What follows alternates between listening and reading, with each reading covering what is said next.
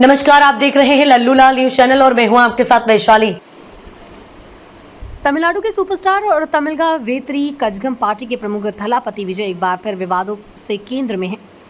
इस बार मामला धार्मिक भावना से जुड़ा है। उत्तर प्रदेश के बरेली में स्थित एक प्रमुख सुन्नी मुस्लिम संगठन के विजय ने खिलाफ फतवा जारी किया। फतवा ऑल इंडिया मुस्लिम जमात के राष्ट्रीय अध्यक्ष और चश्मे दारुल इफ्ता के मुख्य मुफ्ती मौलाना शहाबुद्दीन रजवी बरेलवी द्वारा जारी किया गया। इस फतवे में मौलाना विजय पर गंभीर आरोप लगाए, जिसमें मुस्लिम समुदाय के अपमान, रमजान की पवित्रता का उल्लंघन और राजनीतिक लाभ के लिए धर्म का इस्तेमाल जैसे मुद्दे प्रमुख है। मौलाना रजवी ने थलापति विजय पर आरोप लगाया कि उन्होंने अपनी फिल्मों और हाल में आयोजनों के जरिए इस्लाम और मुसलमानों का अपमान किया। उन्होंने विशेष तौर पर विजय की वर्ष 2022 में आई फिल्म बीस्ट का जिक्र किया, जिसमें कथित तौर पर मुसलमानों को आतंकवाद और उग्रवाद से जोड़ा गया। उन्होंने कहा, विजय ने अपनी फिल्मों में मुस्लिमों को शैतान और राक्षस की तरह दिखाया।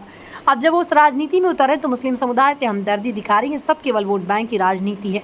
मौलाना ने विजय द्वारा 8 मार्च को चेन्नई के YMCA ग्राउंड में आयोजित की गई इफ्तार पार्टी पर भी सवाल उठाए। मौलाना का दावा है कि इस इफ्तार में शराब पीने वाले और जुआ खेलने वाले लोग भी आमंत्रित थे, तो न तो रोजा रख रहे थे और न ही इस्लामी तौर तरीके का पालन कर रहे थे।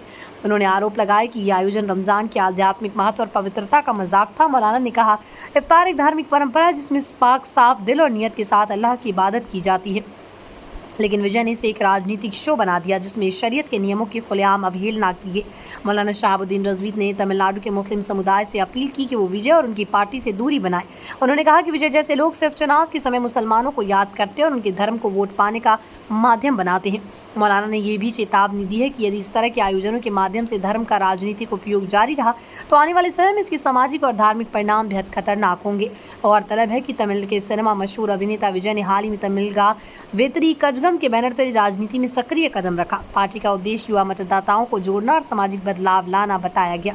इफ्तार पार्टी को लेकर विजयकांत का कहना है कि यह आयोजन तमिलनाडु के मुस्लिम भाइयों के साथ एकजुटता दिखाने और आपसी भाईचारे को बढ़ावा देने के मकसद से किया गया था।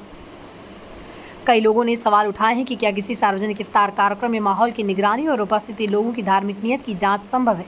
वहीं कुछ लोगों का कहना है कि यदि आरोप सही है तो वाकई में धर्म के नाम पर राजनीति के स्टंट है।